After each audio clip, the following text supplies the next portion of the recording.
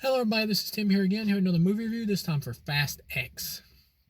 I actually saw this flick about 2 or 3 days ago, but I'm just now getting into reviewing it.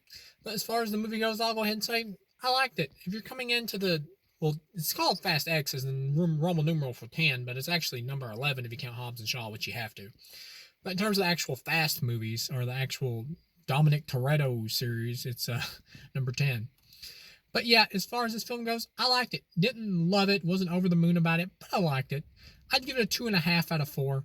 It's a decent flick. It's enjoyable for what it is, just like most of the Fast and the Furious movies are. There are some bad ones. Part 9 was actually a bad movie, but I gave it a 2.5, like an all right score, just for not decent, but all right, just for the fact that it was entertaining, dumb entertainment. Even though it was bad, this one is better dumb entertainment than that one. It's decent. Jason Momoa pretty much saves the movie and makes the movie. Whatever you heard about him saving the movie is true. He plays like an over the top, even more flamboyant version of the Joker, who's like supposed to be bisexual character maybe, who's just like going around or whatever, acting like completely crazy. Like at one moment he even like repeats lines almost exactly like Heath Ledger's Joker, like how you expected him to look and say, "Some people just want to see the world burn." Like it really almost gets that way. And you got Charlize Theron like joining up with Vin Diesel's team or whatever, or starting to at the beginning because the character Dante, who's the son of the drug dealer from Fast and the Furious 5, is like so much worse than all of them that she has to team up with him because the enemy of my enemy is my friend. And I hate this, the fact that they're having to team up together. I would have been totally fine if like Jason Momoa's character would have just killed her. Like she's not done that much in the last 2 or 3 movies. I really don't know why she's stuck around this long. But Jason Momoa is great here. Easily the best part of the film.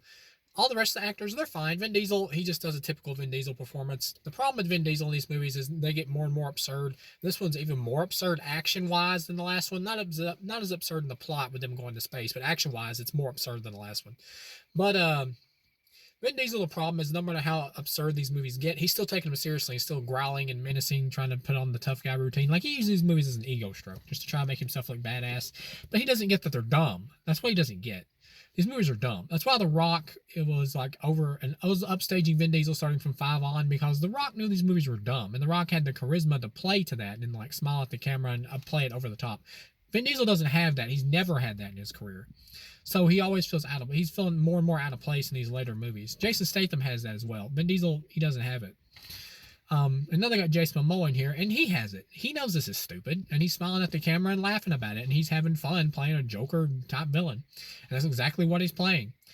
I like that the fact that they linked it back directly to Fast 5. That was cool.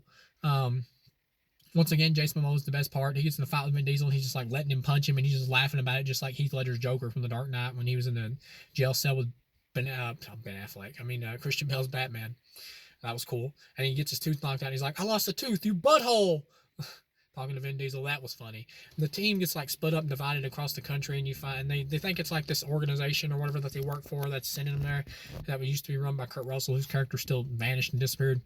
Brie Larson shows up here. She actually does a good job in the film. I'm not a huge Brie Larson fan, but she does a good job here. But she's not really in the movie that much. That's one big problem with the movies. The movie's cast is just like too vast. It's too big. John Cena also does a good job here. I wound up liking him by the end of this movie. At first, when some of the stuff with him and like the kid who's taking care of Dom's kid was a little wonky, just not up to my comedic taste, but he was fun overall. And when he gets to the end, he like sacrifices himself so Vin Diesel can like get to his son and rescue it from Jason Momoa. I like that. One thing I will say though is I like the fact of John Cena sacrificing himself to die to save Dom's kid or whatever, Vin Diesel's kid. But it just makes me worried. Please don't undo this death in the next movie because it feels really cool that he like sacrificed himself to help out his brother or whatever. And another thing, like John Cena's character there's a complete 180 from the last movie. He's no longer the way he was in the last movie at all. There's no explanation for why. He just isn't. But yeah, that was a problem too. But getting past that, it's him say sacrifice at the end. It works, but I can't help but just feel like, oh man, that next movie's just gonna undermine it. It's just gonna undermine it. Because that's what they keep doing in this series, bringing everybody back from the dead. And because of that, this movie being like supposedly the big, epic Fast and the Furious movie, that the final or whatever for the series, they're going to split into 3 movies. It feels a little underwhelming because characters dying. You're like, well, they're not dead. They're just going to come back in the next one. So it's like, they need to make sure some of these characters stay actually dead. And then you got like Tyrese and Ludacris and the character Ramsey or whatever, their plane gets crashed with like Han on it as well. by Jason Momoa, and you're like, and like thinking he's thinking he's like killed them all, but it's like, no, you didn't kill them all. Which some of those characters, they need to live because they need to carry on to the next movie. There need to be some of them to carry on. But like Tyrese's character and stuff, he could die. They could kill him eventually at this point.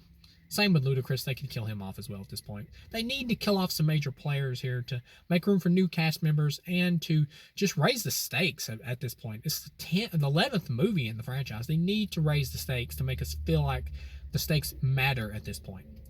If this villain's supposed to be that badass. And they play Jason Momoa just like the Joker in the movie because he knows every move that all the characters are going to make, and he's like 10 plans ahead of everybody else. You got this action scene that takes up a lot of the movie, really. Maybe a little bit too long, where there's giant like bomb balls like rolling around Rome or whatever. I think it's Rome.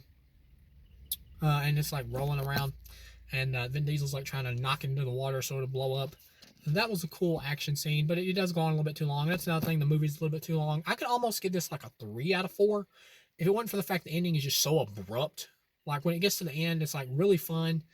With Jason Momoa, and then you get to the end, it's like it ends on the dam scene that you see in the trailer where Vin Diesel's like driving down the dam as it's exploding. Really cool scene, fun action, and they like dive into the water, and he like gets out with his son, and they survive or whatever, and it's a cool moment, but then the movie pretty much just ends. It just cuts off, and like I think like the last thing you see is like Gal Gadot's character coming back in a submarine to like rescue Charlize Theron, who's teamed up with Michelle Rodriguez now.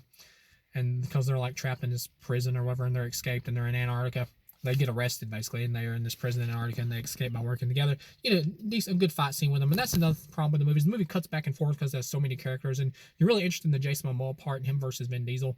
But then it cuts to this other stuff, and it's like it's not as interesting, and it just cuts away so much to different stuff that there's just too many characters. They'd have to kill some off just to make room for the story, and to fix the pacing problems.